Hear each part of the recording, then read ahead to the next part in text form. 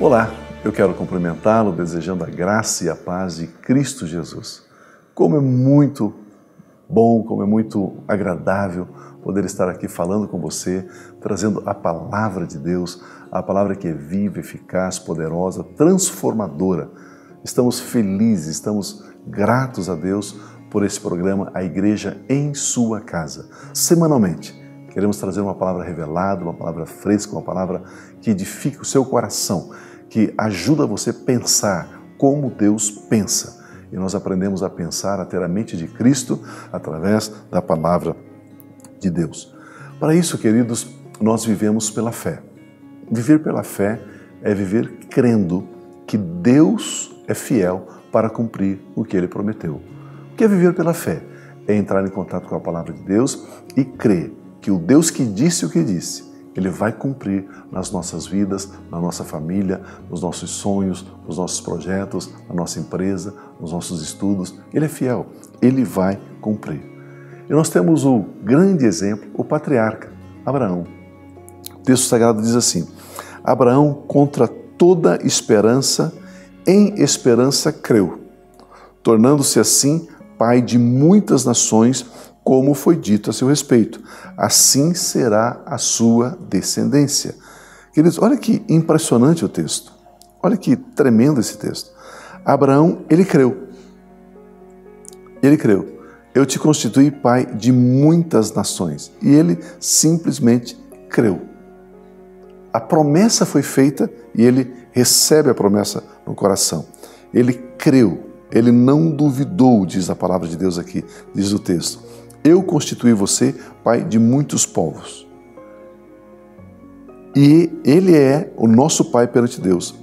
Abraão teve fé em Deus, o Deus que dá vida aos mortos e que faz existir as coisas que não existem. Não havia esperança alguma de Abraão vir a ter filhos. Mas ele teve fé em Deus e continuou a esperar. É isso que significa que ele creu contra a esperança. Não havia esperança, ok? Contra toda esperança, então não havia esperança. Mas ele decidiu esperar pela fé.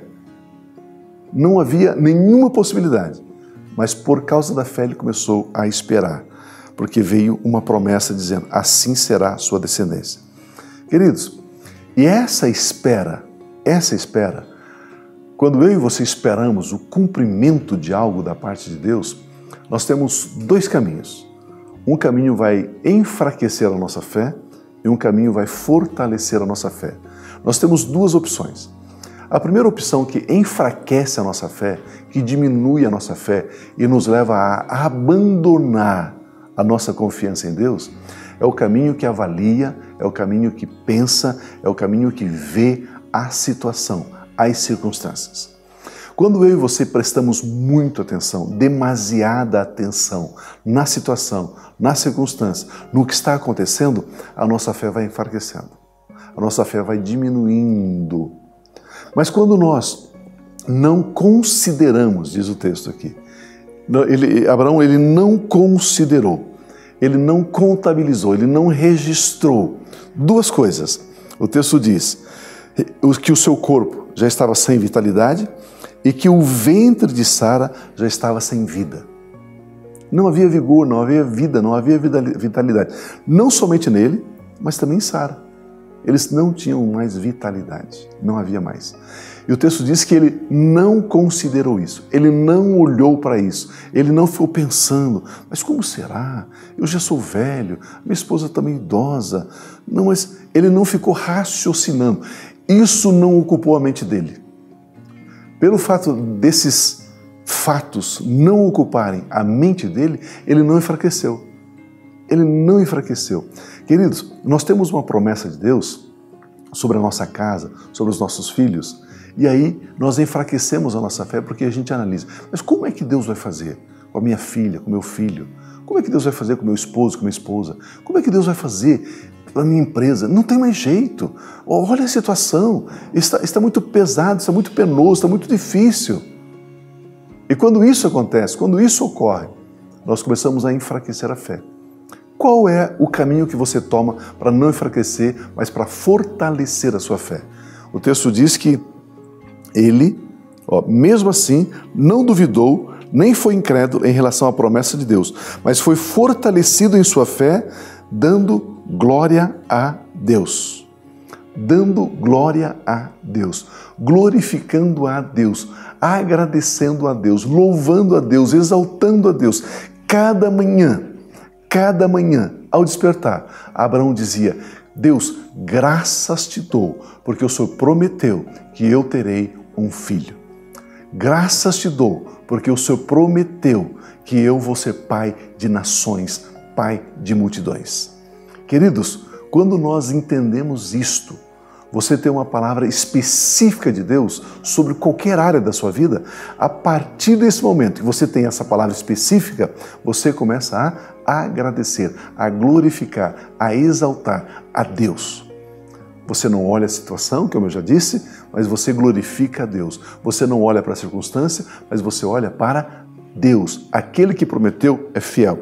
O texto é muito forte. O texto diz assim: mesmo assim não duvidou, não foi incrédulo em relação à promessa de Deus, mas foi fortalecido em sua fé, glorificando a Deus, porque ele estava plenamente persuadido, plenamente convencido, plenamente convicto de que Deus é poderoso para cumprir o que ele prometeu.